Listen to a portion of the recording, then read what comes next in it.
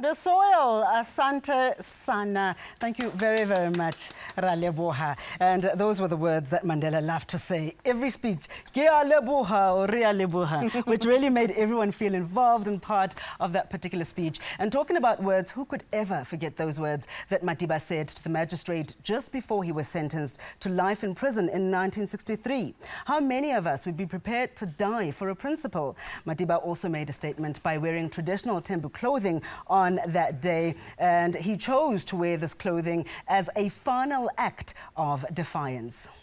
While an undergraduate, our next guest became involved in the civil rights movement in the USA. In 1965, he went to Selma, Alabama to march with Dr. Martin Luther King Jr. And in 1979, he traveled to South Africa to speak out against apartheid. After being appointed Special Envoy to Africa, he was awarded the 2000 Presidential Medal of Freedom. Welcome, Reverend Jesse Jackson. What a pleasure to have you here. Difficult occasion. You know, today I went to see Madiba. I don't know what I expected, but I hurt so badly. I mean, he is so alive, and to see him dead, and yet he freed so many people is a very chilling experience. We've lost a lot, but we have a lot left because he left us a lot to live on. There are those who are saying, yes, he has passed on and he was quite ill for quite a while, but the legacy lives on. For you, what is this legacy, Reverend? He used his mind and body and spirit and organization to bring down the wicked laws of apartheid, racist apartheid. I came in 1979, and apartheid South Africa, it's like apartheid South Carolina, the southern U.S. It's the same system on two continents, really three here, Britain and the U.S. And blacks run around with passbooks, degraded. At the airport, there were no blacks except the roller pushing of room. The fear abounded. And so his proposition was, they suggested, the jail didn't change him, he changed the jail. He started going on the proposition we should have a non-racist democratic South Africa, that we should have no more of these passbooks. People in exile should be able to come home. We should all have the right to vote, a new constitution, a new non-democratic, non-racist South Africa. Now, there's a narrative that he mellowed in jail. He didn't need 27 years of jail to mature. He matured and he went in jail. He changed the order. The order did not change him. And so his legacy, he pulled down apartheid. Now, but don't separate him from his team.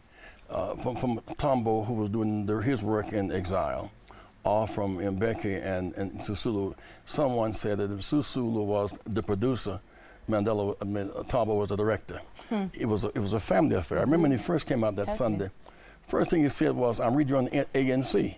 He's a part of an organization, not just a good guy caught up and put in jail. He was part of an organized effort to bring down a system. And the other thing, he was a long distance runner.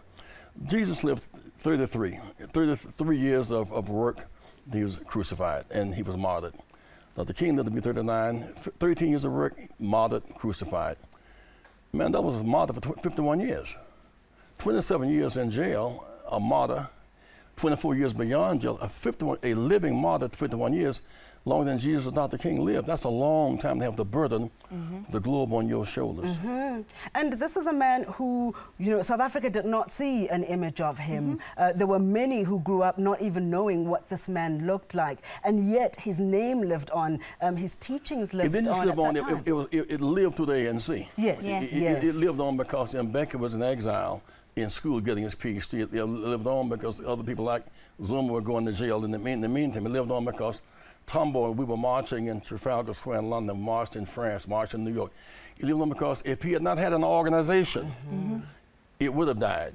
But the movement kept going. ANC remained a very tough organization that took over ultimately a country. I think the great fear was, given what happened to him, he would come out revengeful. He said, prisoners can't negotiate. He came out free to make choices. The choice was to go forward by hope and not backwards by fear. The choice was reconciliation of retaliation and redemption of revenge. He made choices good for the healing of the nation. But those choices came after he won, he defeated apartheid. You know, I'll talk about forgiveness, but before redemption has to be contrition and has to be repentance. So when the clerk says race-based apartheid is wrong, the no more passbooks, that's wrong. Coming home exile, Tambo, that's wrong. You can have the right to vote because that's very wrong. There'll be a new constitution because the old one is bad. That's like the repentance. He said that if that be the case and it's verified in an election, then we can forgive, redeem, and move on. But don't separate redemption and reconciliation from winning the battle against racist apartheid, of which the U.S. and Britain were such allies. We had to bring down a racist apartheid in America. We got the right to vote in '65. You got the right to vote in 1994. So the 30-year struggle after the right to vote in America empowered us to help in a mighty way to be a part of this. Reverend, is there something fascinating for me? You've seen these two great leaders, Dr. Martin Luther King Jr. and Madiba, and lived through their passing as well, and what that had meant to the two nations. What are the two similarities for you, having been there physically yourself? Well, first, both were educated. Both were dedicated, both had courage, both had a big tent vision, and both fought apartheid. I mean, Southern apartheid was just like, 1896 apartheid USA, 1948 apartheid University of South Africa. Same system. When I came in '79, I saw the same companies, the same rules of race degradation. Dr. King, we won the 54 legal decision to knock the legal underpinning from apartheid in America. Then by 1960, students revolted, as they did here in the townships. In '65, we got the right to vote. But that vote came in a whole body of officials where we began to pass anti-apartheid legislation. We got our Congress to get sanctions against South Africa. And then people like Randall Robertson and Dr. Mary Frances Berry and Bill Lucy from Coalition of Black Trade Unionists. The movement built and grew and grew, and so we feel that this is our struggle. And I'm grateful that the ANC and Gracia Michelle, with whom I met today, and women with whom I communicate often, will allow me to be a part of the family. Wow. Wow, I am stunned that you got to see him, because so many people are snaking in queues still to try and see him. What words do you have for South Africans who won't get the opportunity that you've been afforded to actually physically cast your eyes on his body in state for the very, very last time ever? Dr. King's father said to me one time, when he lost Dr. King, he really lost everything. When the crowds left, he used to go to the graveyard and talk to him. But while he was focused on his son he had lost, his other son drowned in the swimming pool. Before he could recover from that, his wife got killed one Sunday morning playing an organ in church. You said, I put so much focus on Dr. King, I forgot what else I had left. We've lost a lot in Madiba, but you got a lot left. You got an awful lot left. You have a government left, a country left, a legacy, much of it on film, and much of it recorded. So you have a lot left. And so, I mean, I never saw him physically. I never touched him physically.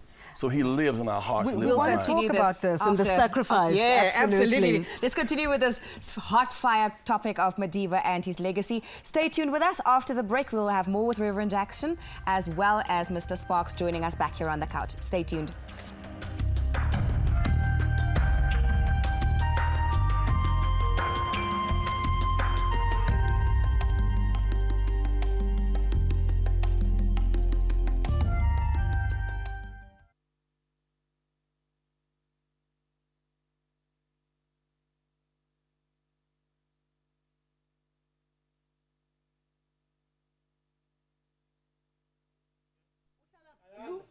Ihlala phina.